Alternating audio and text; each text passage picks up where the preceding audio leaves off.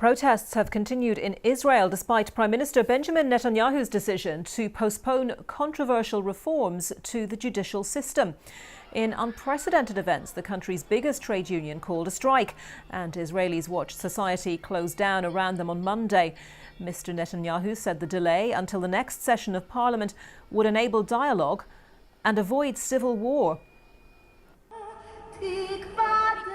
Tens of thousands of Israelis have taken to the streets again to protest against the government's plans to overhaul the judicial system. They say their country, under the most right-wing government in Israel's history, is becoming a dictatorship. Because they're racists, they are extremists, they're a lot like a Taliban, even worse.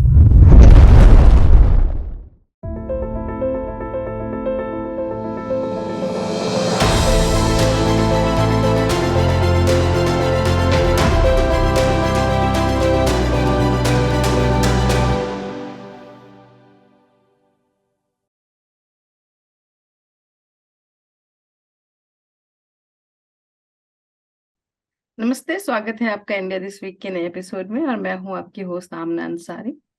Hi, this is Khalid Beg and welcome to yet another episode of India This Week, and Abhijit joins us yet again. Welcome, Abhijit.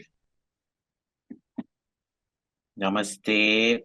May the blessings of Jesus be upon all of you, and may you all give up your erroneous beliefs and paths and embrace our Lord in Christ as your one true Savior. Okay. I would like to say shalom, because today it's very relevant to the topic we're discussing. So, guys, since the start of the year, there have been these huge weekly protests that have been held by common citizens in Israel who have opposed the government's reform plans of the judiciary. Scale of the protest is unprecedented, with hundreds and thousands of people packing the streets in Tel Aviv, Israel's commercial capital, and other cities. So much so that in a population of 9 million, 500,000 Israelis have come out, over the weekend to protest against Mr. Netanyahu's planned overhaul of the, country's judiciary. And the demonstrations have gone long in the night in Jerusalem, Tel Aviv. The scale is so huge that there was a general strike, grounding of flights, closing of banks, government offices, universities, utility company. And Netanyahu had to basically given, okay, some part of the reforms I'll do later. Abhijit, you've written an article in IBN where you've discussed the whole history about what these judicial reforms are in Israel. So starting from the historical point, what is the historical context, Abhijit, in Israel about these judicial reforms, which have become such a hot contention in the country? Right. So first remember, 500,000 people coming out on the streets may seem a big thing, but if you look at the total Israeli electorate, it's not even 50% of the electorate coming out on the streets, right?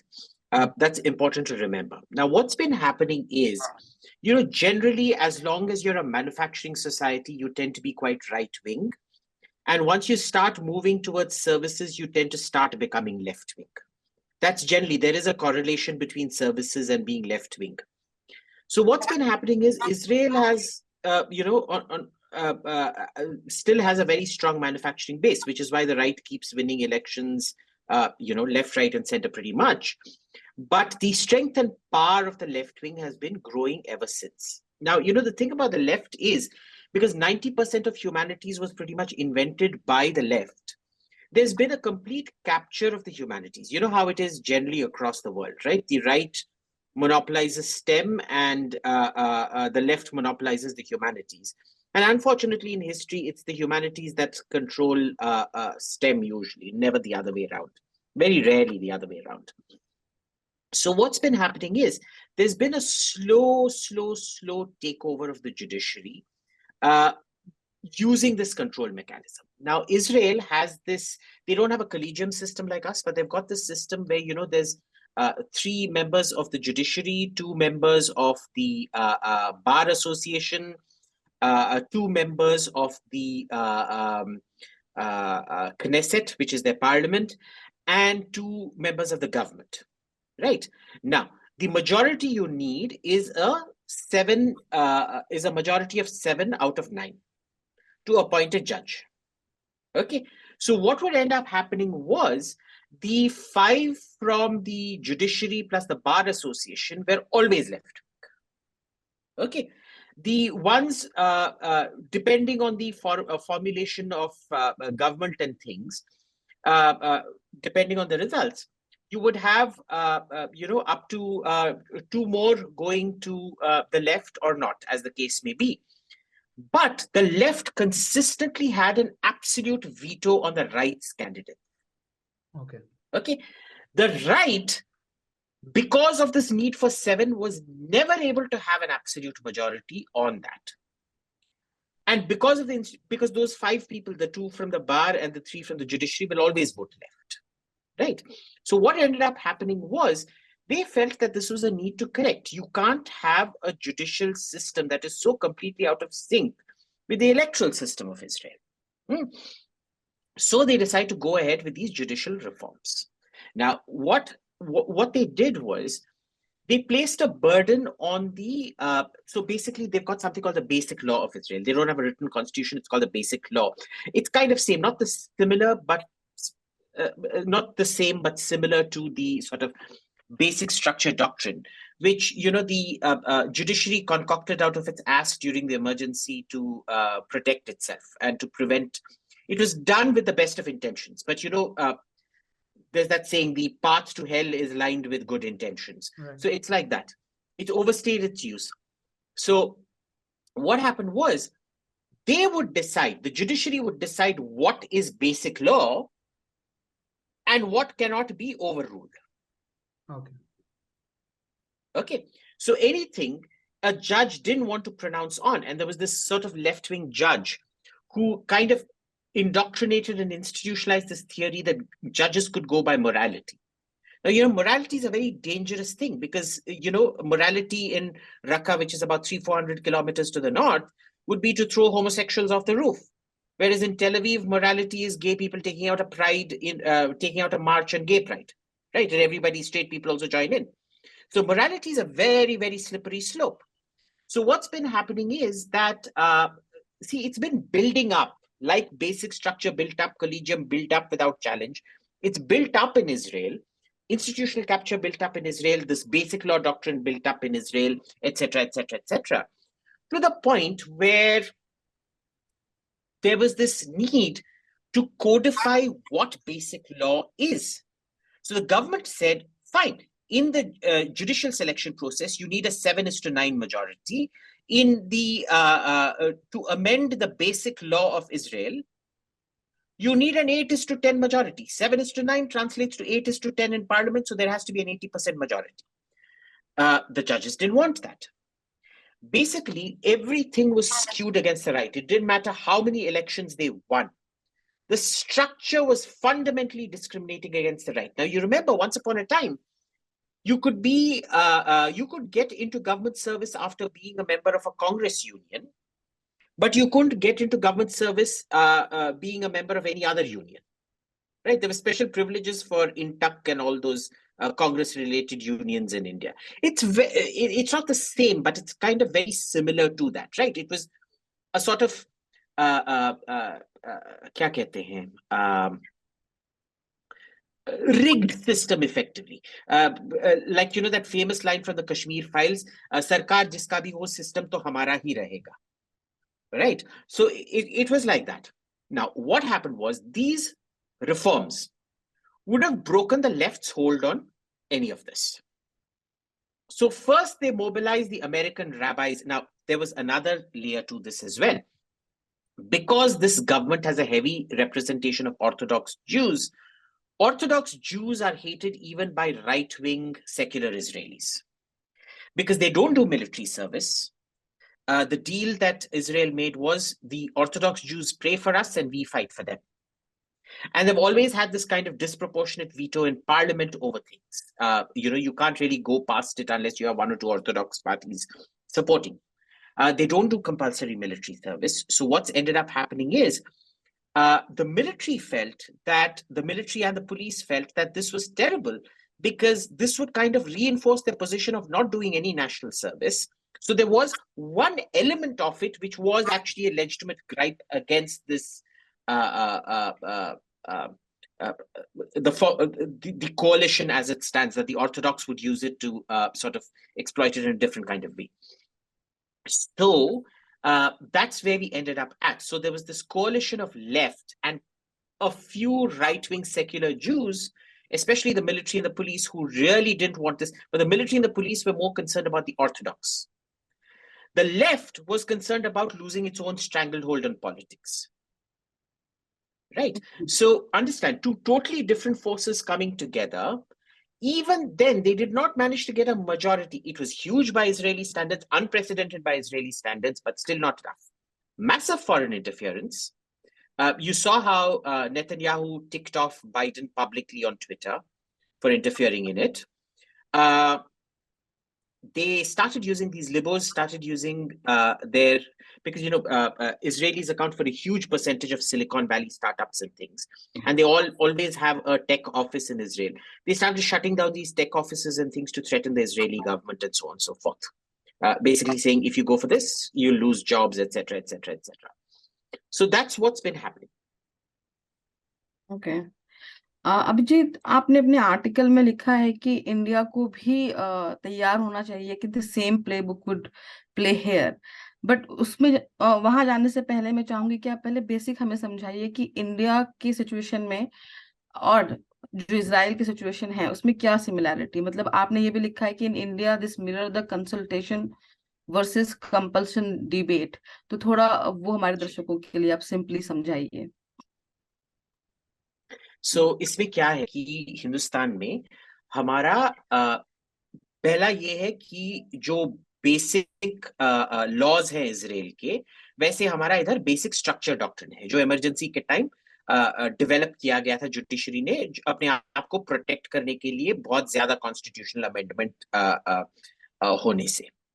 अब basic structure जो है ये कोई भी जज अपने मुताबिक interpret कर सकता है।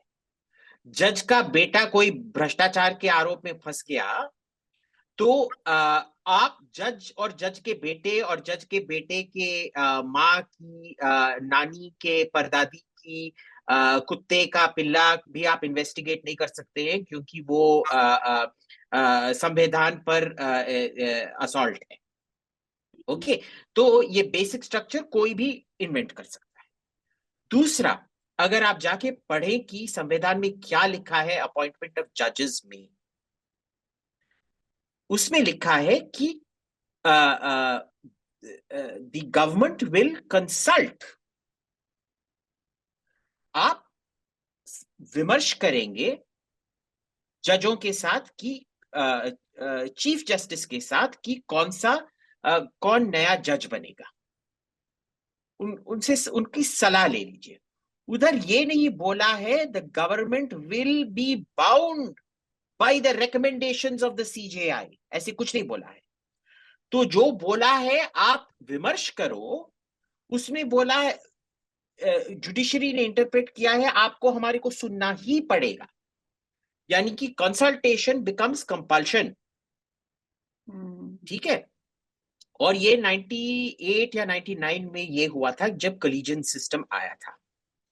तब से इन लोगों का तानाशाही है ये खुद, और ये कोई भी इसका डेलिब्रेशन पब्लिक नहीं होता है। ये प्राइवेट में बात करते हैं, मैं तेरे बेटे को ये करूंगा, तू मेरे बेटे को ये करेगा, और फिर तू मेरे नानी के कुत्ते के भाभी का जो पिल्ला है उसको जज बनाएगा तू। ठीक है ना, ऐसे ही होता है उधर, you scratch my back I scratch yours. तो और जो कलीजियम होता है इट वर्क्स ऑन कंसेंसस। तो मेरे बंदे को जज बनाने के लिए मेरे को कंपल्सरीली तुम्हारे बंदे को भी जज बनाना पड़ेगा। ठीक है ना, तो ये बहुत ही एक करप्ट सिस्टम है और ये अपना आइडियोलॉजी परपेचुएट करता है। इसीलिए चंद्रचूड़ बाप का बेटा चंद्रचूड़ अब सीजेआई बन गया है। चंद्रचूड़ बाप इसीलिए सीजेआई बना था क्योंकि खन्ना जो थे उन्होंने इंदिरा गांधी के अगेंस्ट आर्ग्यूमेंट दिया, तो उनको सुपरसीड करके चंद्रचूड़ बाप चंद्रचूड़ को ये बनाया गया, सीजेआई बनाया गया। बेसिकली बाप चंद्रचूड़ इंदिरा गांधी के जूते चाटते थे। ठीक है, और उन्होंने ये बेसिक स्ट्रक्चर डॉक्ट्रिन बनाया, फिर बेटा चंद्रचूड़ आया। अब मेरे को ये बताओ इस देश में क्या कोई लीगल टैलेंट नहीं है कि बस इन्हीं 5-10 खानदानों से सब सीजीआई आएंगे? बीवी नागरत्ना जो है उसका बाप भी ये था, चीफ जस्टिस था। ये क्या है कि चीफ जस्टिस के बच्चे ही चीफ जस्टिस बनेंगे? अब आप देखिए, इन लोगों इतने ये हैं। आपने अभी देखा था ये दिल्ली मेट्रो के बारे में इन्होंने क्या जजमेंट दिया था? वो तो मैं ये भी नहीं बोलूंगा कि वो अर्थशास्त्रिक तौर से अनपढ़ है, वो तो लीगल तौर से भी अनपढ़ हैं ये लोग। ये बंदा 8,000 करोड़ का कॉन्ट्रैक्ट अबैंडन करके गया। यानी कि मैंने बोला आप मेरे को 800 रुपए दे दो आमना जी, मैं आपका नया ये इयररिंग बनाऊंगा। मैंने नहीं बनाया और फिर मैं कोर्ट गया बोलने कि आमना ने मेरे को 800 रुपए नहीं दी। किस चीज के 800 रुपए देने हैं? और सुप्रीम कोर्ट ने बोला है नहीं, तुमको इनको पैसा देना ही पड़ेगा। किस चीज के लिए? हवा सूंघने के लिए। 8,000 करोड़ तो यही होते रहता है।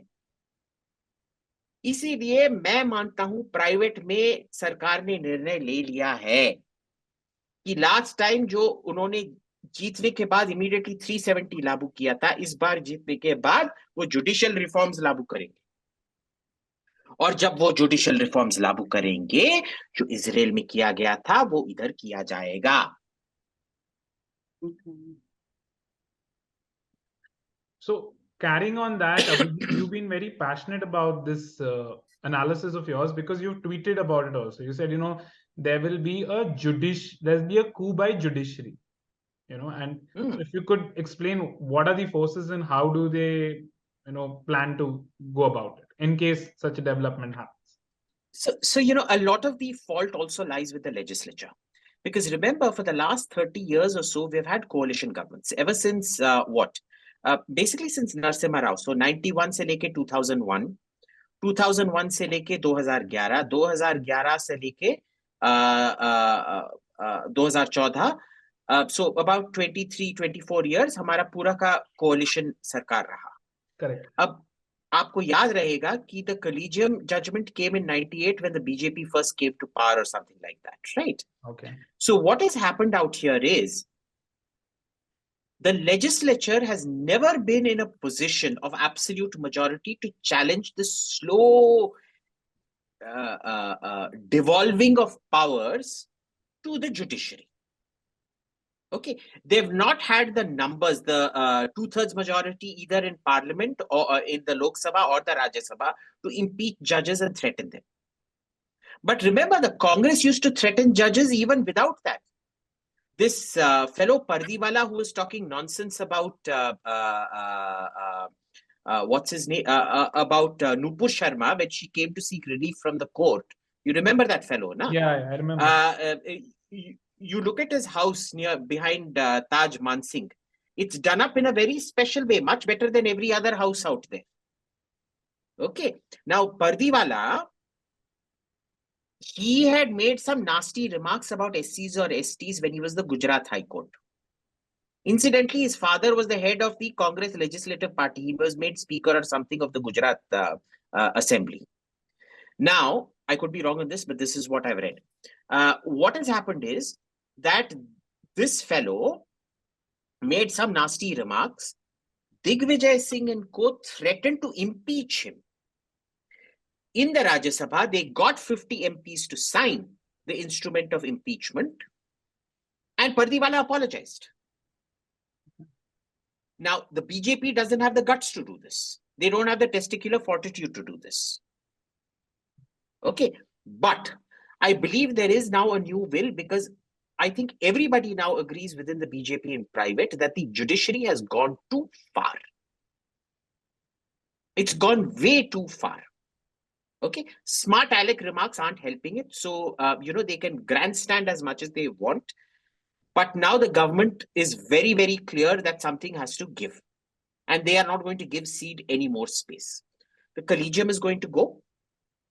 The basic structure is going to go. And remember, when your vice president and your deputy home minister are firing the shots, You know it is going. Right? So that is what is happening right now. Let's see. I'm still, remember in Modi's first term, I was so disappointed कि privatization नहीं हुआ, 370 नहीं गया. And then the first thing he does when he comes back in 2019 is to, abrogate 370 and over time, over about 2-3 years, privatize Air India. So, and people would say, himmat hai to 370 nikal de, and he did it. So now I'm much more optimistic and hopeful that he will get judicial reforms through. Abhijit, मेरा जो एक question है कि बचपन से जब हम पढ़ते आए हैं कि ये कॉलेजियम सिस्टम है या जो भी स्ट्रक्चर है हमारा, कार्यपालिका, व्यवस्थापिका, न्यायपालिका का, मतलब ये 3 सिस्टम है.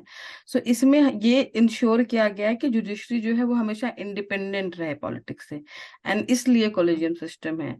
तो आपको नहीं लगता कि अगर ये हट जाएगा तो उसकी जगह पे क्या आना चाहिए कि still judiciary can work without the influence of executive? तो इसके ऊपर थोड़ा रोशनी डालिए आप. तो देखिए, पहले तो कॉलेजियम असंवैधानिक है. आप मेरे को संविधान में एक अक्षर दिखा दीजिए जो बोलता है कॉलेजियम. कुछ भी नहीं है. देखिए, सब इंडिपेंडेंट होता है. दूसरा प्रिंसिपल क्या है? चेक्स एंड बैलेंसेस, यानी कि हर दूसरा बंदा एक बंदे पे चेक रखेगा. तो देखिए कैसे होता है. जो पॉलिटिशियंस होते हैं उनका हर 5 साल धुलाई होती है इलेक्शन में. आजा बेटा, तूने मेरे को गैस नहीं दिया था, तूने मेरे को राशन नहीं दिया था, तूने मेरे बच्चे की शादी के लिए 7,000 रुपए प्रॉमिस किया था, वो नहीं दिया था, तेरी शामत आई. होता है हर 5 साल. ठीक है. बाबुओं का क्या होता है? वो मंत्री जी उस पे लिखेंगे ये अच्छा ऑफिसर नहीं है, बकवास ऑफिसर है, और फिर वो सेक्रेटरी नहीं बन पाएगा, जॉइंट सेक्रेटरी लेवल पर ही आउट हो जाएगा. कभी कभी वो रूल 56 या 52 है जिसमें बहुत ही ये किया तो निकाल दिए जाएंगे आउट. वो इस्तेमाल नहीं होता है इतना, पर होता है. इस सरकार ने ही 20 लोगों को 20, 30, 40 लोगों को निकाला है लगभग उस रूल के तहत. अब तो बाबू यानी कि एग्जीक्यूटिव पे कंट्रोल है. और एग्जीक्यूटिव पे क्या कंट्रोल है कि जो लेजिस्लेचर है उससे लोग चुने जाते हैं चीफ एग्जीक्यूटिव बनने के लिए, तो वो कंट्रोल रहता है. जो पॉलिटिशियंस करना चाहते हैं उस पे सीधे सीधे आपके बाबू लिख सकते हैं सर ये बकवास है. दूसरा ये क्या कर सकते हैं, सीएजी नाम का ऑफिस है, कंट्रोलर एंड ऑडिटर जनरल, उससे वो बोल सकते हैं ये भ्रष्ट है, भ्रष्ट नहीं है, ये बकवास है, ये बकवास नहीं है. वो दूसरा फॉर्म ऑफ कंट्रोल होता है. अब मेरे को ये बताइए जुडिशरी पे क्या कंट्रोल है? एग्जीक्यूटिव को एग्जाम के द्वारा चुना जाता है और उनके सर्विस रिकॉर्ड के द्वारा प्रमोशन दिया जाता है. लेजिस्लेचर को लोग चुनते हैं. जुडिशरी को कौन चुनता है? आप समझ लीजिए, मैंने एक ये दिया, अब से इलेक्शन नहीं होगा. हर 5 साल जो बैठा लोकसभा है वो खुद में इलेक्शन करेगा कि अगला लोकसभा कैसे दिखाई दे. फिर वो बोलेंगे सीएजी नहीं चाहिए, हम खुद अपने आप को ऑडिट करेंगे, लोकसभा ही लोकसभा को ऑडिट करेगा. आपने कभी सुना है ये बकवास? यही हो रहा है इधर. All right, Abhijit, I hope they don't haul you up for contempt of court. And coming to contempt of court, want to first understand. सुनो, अगर कंटेम्प्ट ऑफ कोर्ट भी हुआ, ये अच्छी बात है ना, ये वीडियो फिर वायरल होगा. But I don't want it at the अच्छी cost बात of, है. for you getting contempt of court. So I want to understand, Abhijit, is speaking. But I have nothing but contempt. But I have nothing but contempt for them. What do you want me to do? You know, you can't just come and demand respect. You can't demand respect, no? Right. Yeah. It is who I choose to respect is my right. Right. So on that, I do not have respect for the judiciary. What do you want me to do? that's correct. So my question is based on that, Abhijit, that when we speak about this concept of contempt of court, there are two things I want to discuss here. Chief Justice Chandrachud and many other, honorable judges of the Supreme Court, wax these eloquent speeches about freedom of speech needs to be there and all. In that case, this contempt of court to negates that very flowery language that they use about freedom of speech. And I want to bring in two examples here because I think that perfectly demonstrates that what's wrong with the judiciary. Because many times left-leaning folks say that it's biased towards the right wing says it's biased towards the left. But maybe it's just inept, and in general, it's an outdated institution which reflects the low HR potential of that system. And as you've said, it's one of the most opaque, one of the most nepotistic systems around. Now, the two examples I would want to give is one is right of the center, Ajit Bharti, who was hauled up for contempt of court for making a roast video where he was roasting Attorney General K.K. Venugopal. And what he did is some student brought it to the notice.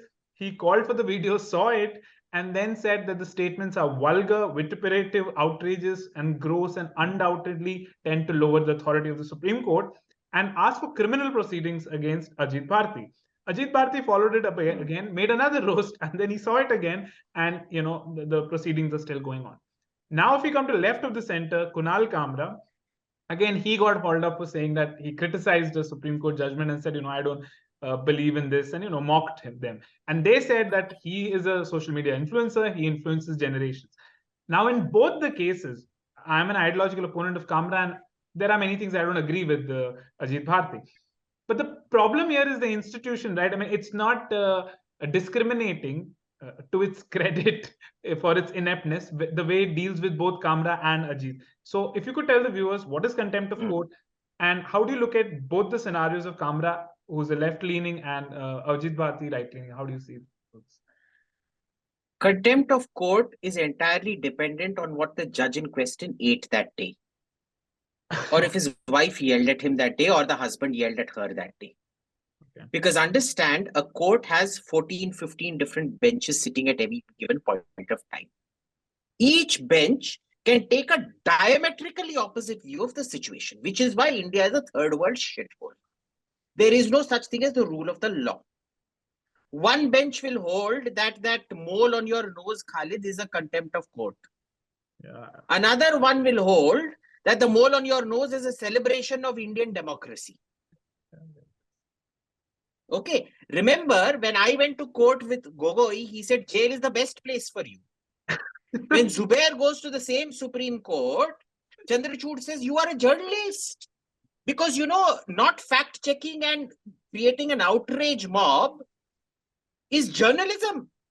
Having 6 people beheaded is journalism. Because he respects Sartan. This is his definition of journalism.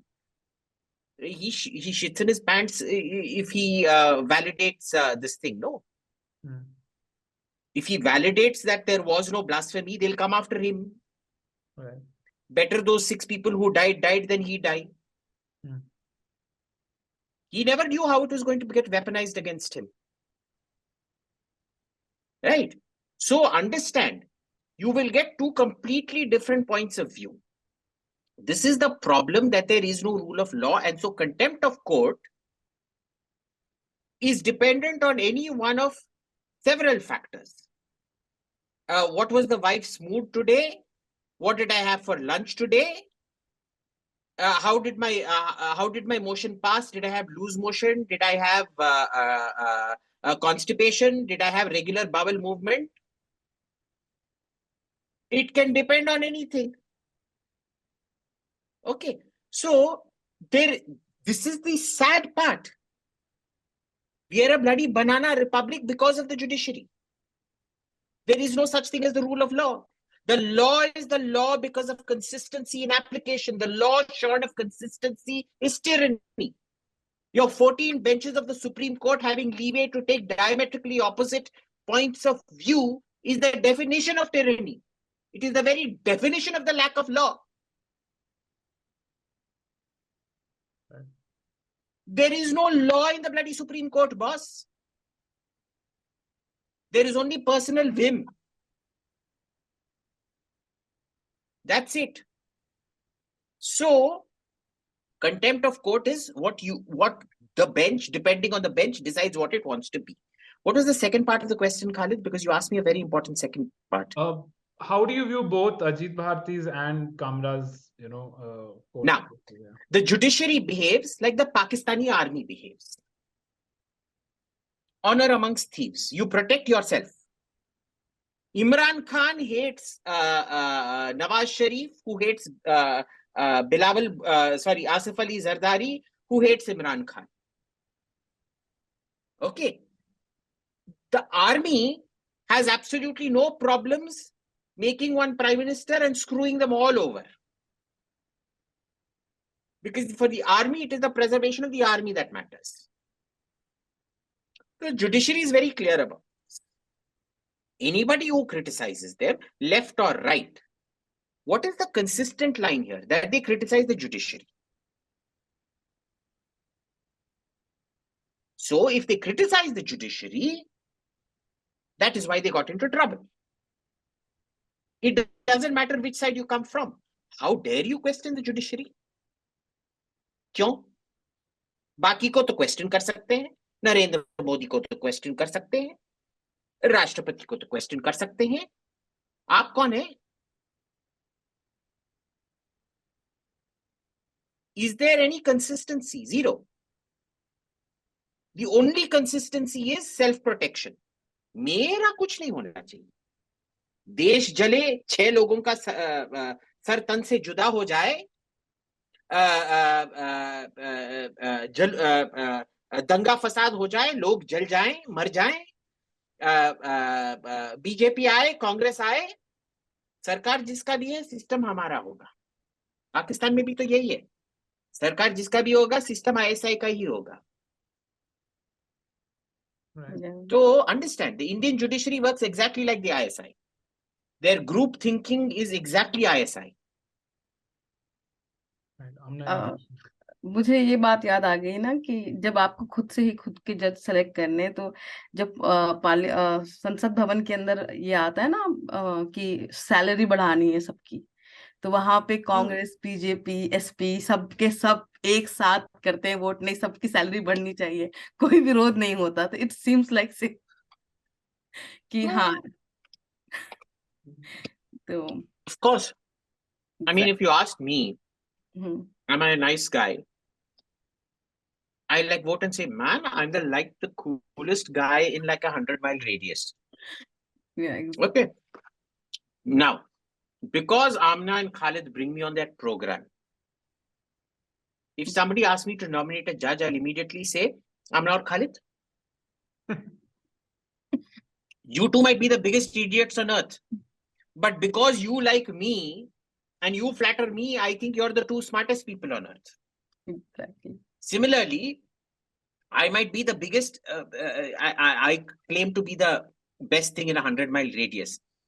I might be the stupidest creature in a bloody 15 million light-year radius.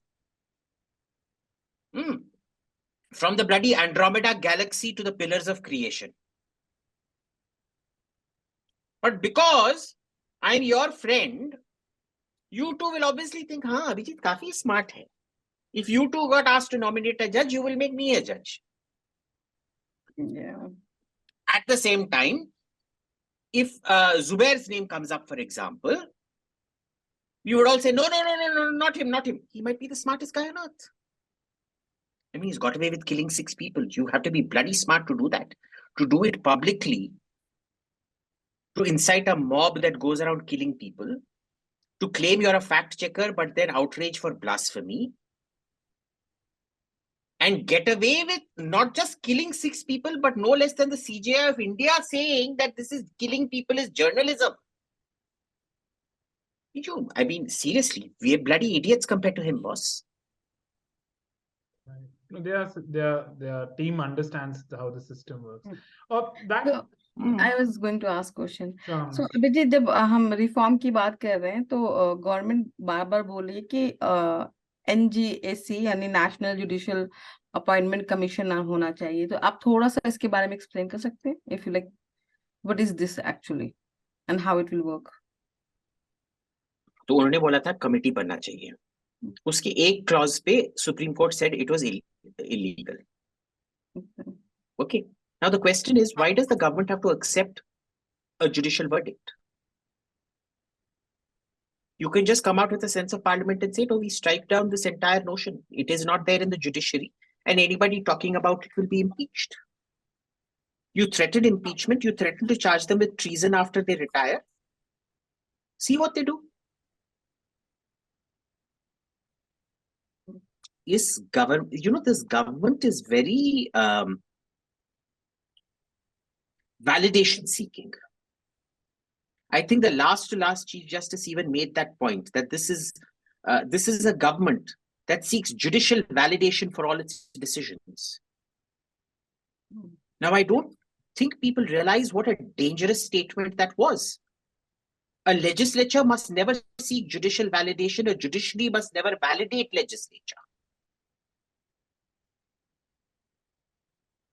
It must keep a check and balance on each other, not validate.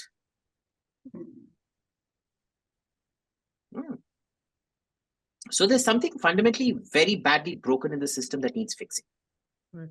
I want to get your reaction, Abhijit, because this sounds very similar. And in Bombaya language, you say "ye kai sunela hai." When there was this interview of Benjamin Netanyahu last year, when he was speaking about how he plans to initiate these judicial reforms.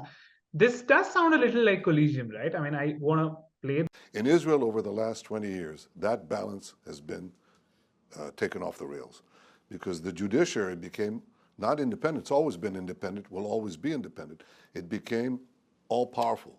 So it can nullify any decision of the parliament, the Knesset, and it can be a legal decision, a legal law, that's fine, but they say it's not reasonable.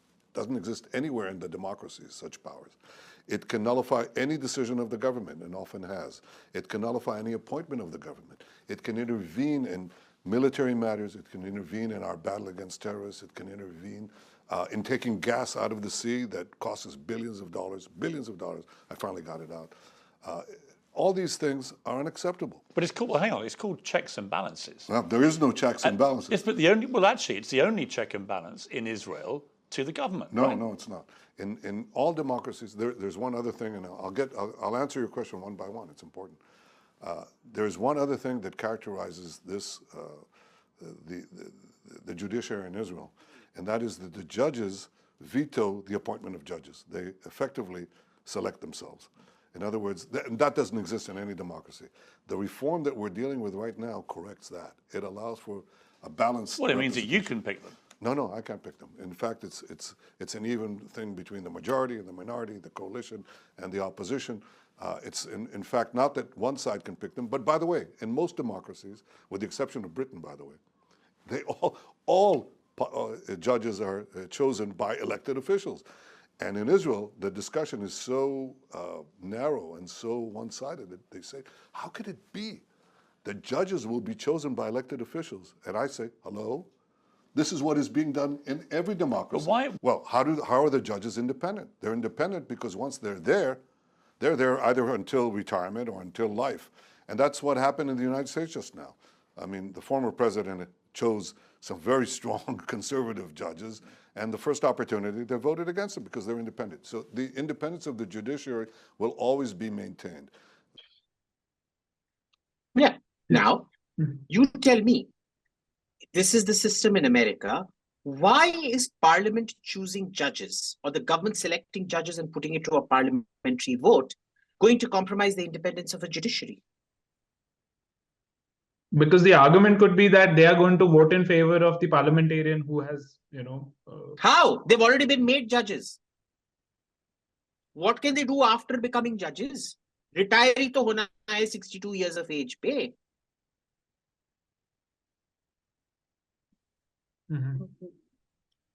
Now, there is a point to be made that no judge for a period of 5 years after retirement, no judge should be allowed to hold any position whatsoever.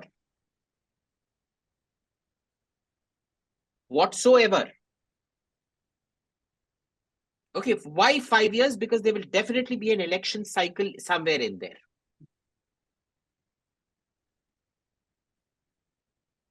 So that is the check and balance you need. It's very simple. How is it that every country where the legislature chooses the judges is independent, but it won't be independent in Israel and it won't be independent in India? I think he got that wrong, right? He said with the exception of Israel, but with the exception of India as well, because the legislator is not choosing the judicial head. Yeah. He got that wrong. I remember, he was talking to an Anglophone audience, so he was only talking about the Anglophone world. Right. No, also because to the Anglophone countries, they are the world. Even France doesn't exist. Also, what I wanted to understand with this, Abhijit, when he speaks about this, the same thing we see works in India as well, right? I mean, there is no accountability of the judges; it's a collegium system, right? And he's spoken about the same thing. But I want to get back to Israel here. That Netanyahu is also panicking, right? Why would he fire the defense minister who's from his own party just because he said that he was worried about? Very important point. Yeah. Now, the sacking of the defense minister was the signal to the left that the coalition is shaky. It was a sign of weakness. When an enemy army attacks a city in the olden days, जब दीवार पे एक crack आता था, you knew this is the weak area. So target all your catapults at that area or all your cannons at that area. Because it is cracked, it is the weakest link in the chain. It is the weakest part of the wall. The sacking of Gallant, the defense minister, was that crack. And into that crack poured the attacking enemy. That is exactly what happened out here. They saw the crack, they saw their opportunity, and they mobilized. That's what happened. Okay. मेरा last question मेरा यही है कि I want to know कि since you have written कि the same situation is inevitable in India, कि होना ही होना है यहाँ पर, तो what precaution we can take, how we can manage from the starting कि ये situation ना आए हमारे यहाँ?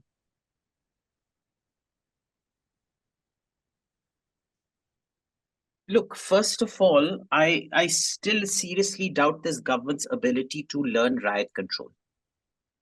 They didn't learn it in 2001 or 2002 in Godhra. They didn't learn it in Shaheen Bagh. They didn't learn it in farmers' protests.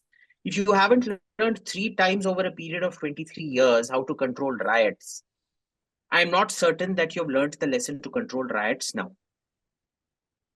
Number one. Number two,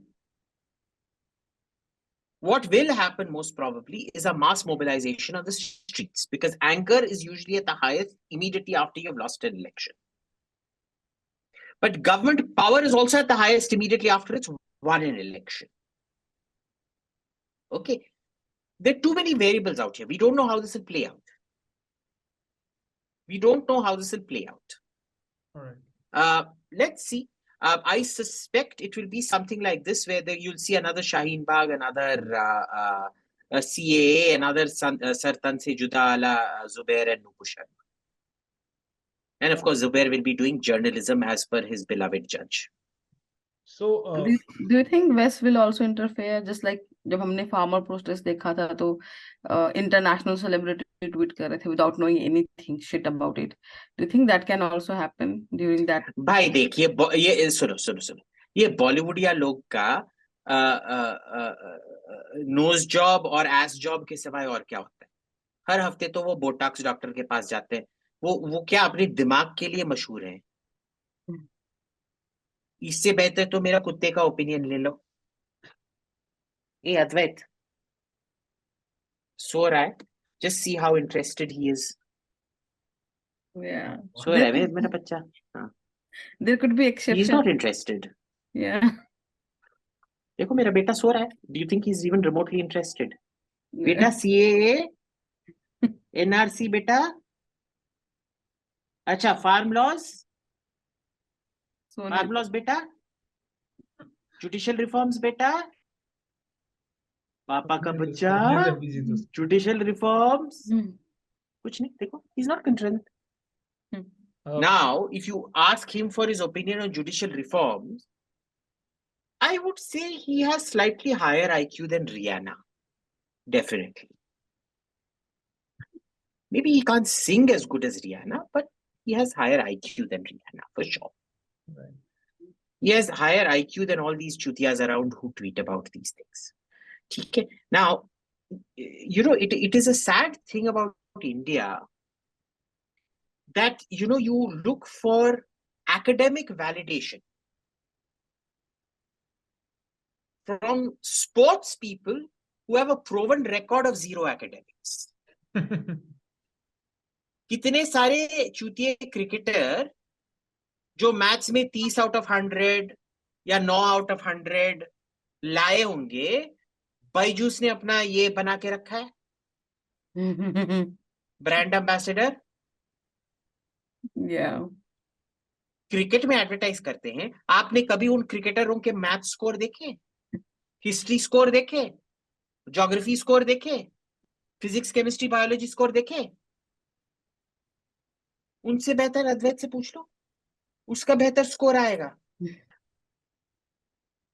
सच है।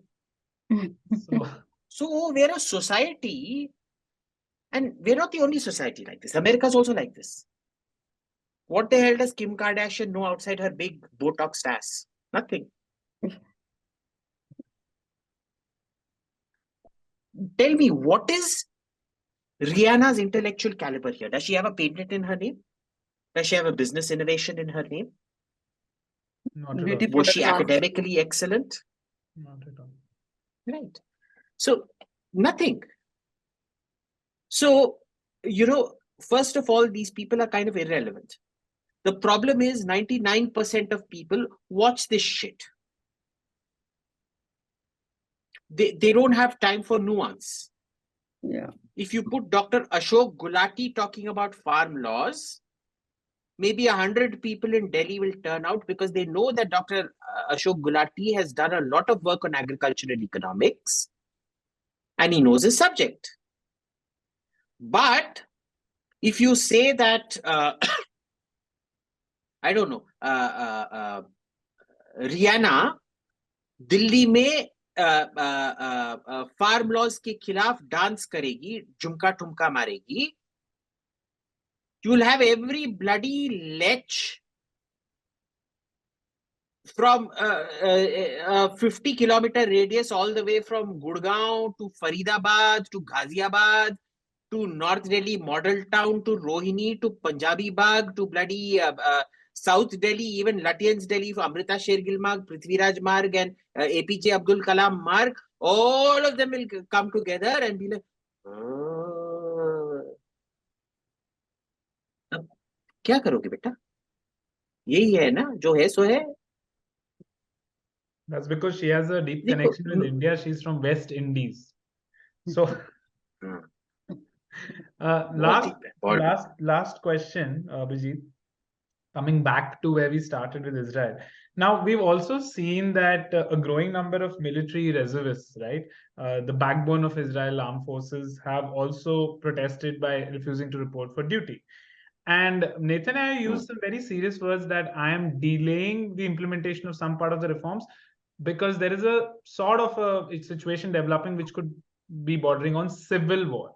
The big words from the sitting Prime Minister. So, how do you see things playing out there? And also, you were very critical of one of these former Chief Justices of India who participated in the protests there, saying that this was foreign interference and he should have not done that. So, first, what is going to happen in Israel? No, listen. And second, to this former Chief Justice of India who clearly should have not been there. I don't know if he was the Chief. Was he a Chief Justice or just a Justice in the Supreme Court? Right. देखो, अगर कल Clinton or Obama come and participate in CAA, will you tolerate it? No. इस चूतियों का फोकट का ticket मिला Israel जाने के लिए.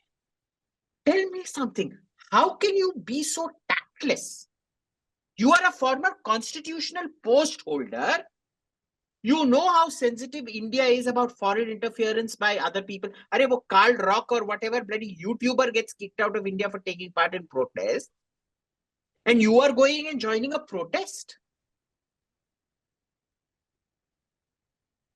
इसको किस उल्लू के पट्टे ने जज बनाया था पहले ये बताओ. I want to know the names of those collegium के चूतिये जिसने इस चूतिये को जज बनाया. Israel would be well within its rights throwing that man in jail. It is foreign political interference. Make no mistake about it.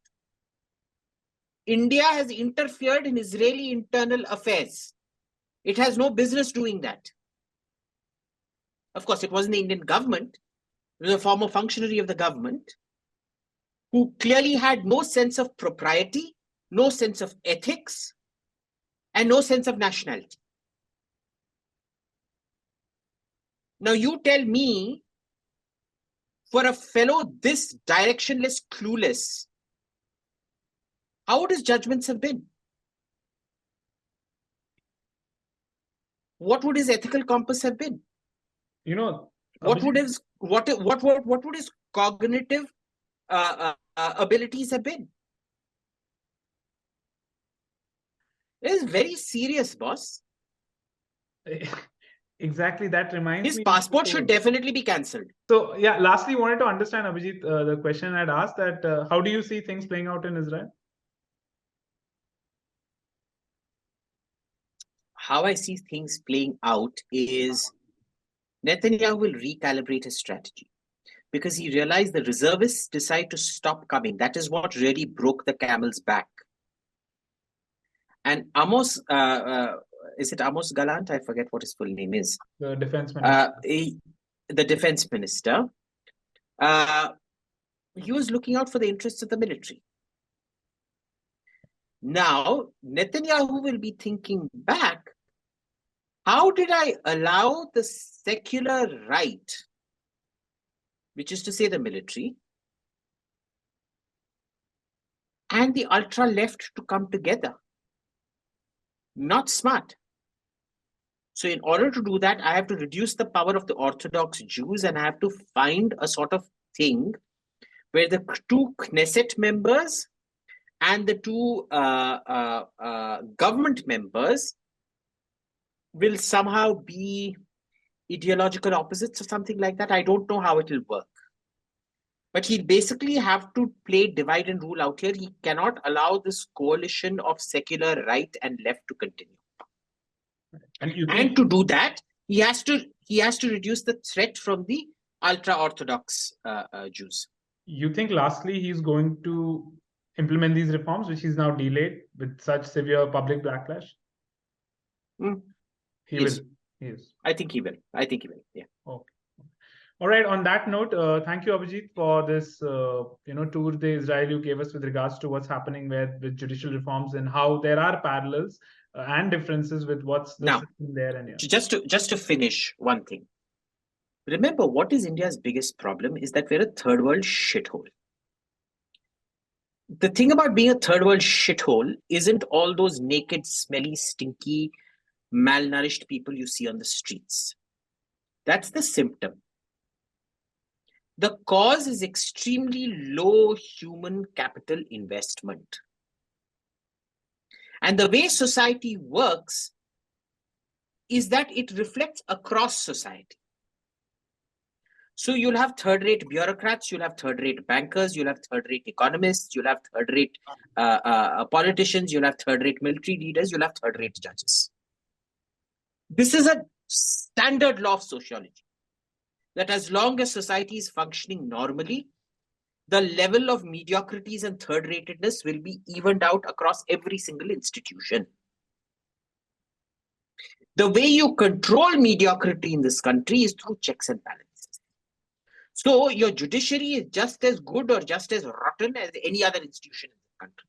It isn't some shining light in a sea of darkness or whatever. Okay, ultimately, Champu vegetable sender is the same as Chandrachud Chief Justice, who is the same as Abhijit Iyer Mitra. We can either be very intelligent or we can be very dumb. 50% chance. Okay, but there is always a check and balance. That is the way the society functions. which the judiciary does not have. It is the only institution in India without any check and balance of any sort, which has legislated rules onto itself and usurped the function of the judiciary in a completely extra-constitutional way, of which there is absolutely no validation in the constitution whatsoever by any stretch of the English language or logic. Unless that English language and logic is coming out of your rectum. And I think there's enough empirical evidence to show a lot of, if you read court documents, you'll realize the kind of bullshit English that lawyers use. 90% of that hogwash, I can condense a court document into one paragraph, which will make a lot more sense to an average guy than the bullshit that lawyers submit. Prayer, here to with, thereof, there to with. Shakespeare. Mere gaad ka bidth. In sooth, I know not why I'm so sad. Etc. It varies me, it varies you. Your mind is tossing on the ocean, there where your rich Argus is. Yeah. All right. I think we leave the audience with that note with regards to Israel protest and food for thought with what regards to Abhijit said about the Indian judiciary. So let us know what you thought about the episode. Please do like, share, and subscribe. And let us know what you thought about what can happen here with regards to the judiciary coup, which Abhijit says that can happen. All right. Thank you so much. Thank you, everyone. Thanks, Abhijit. Thank you, Amana. Thank you.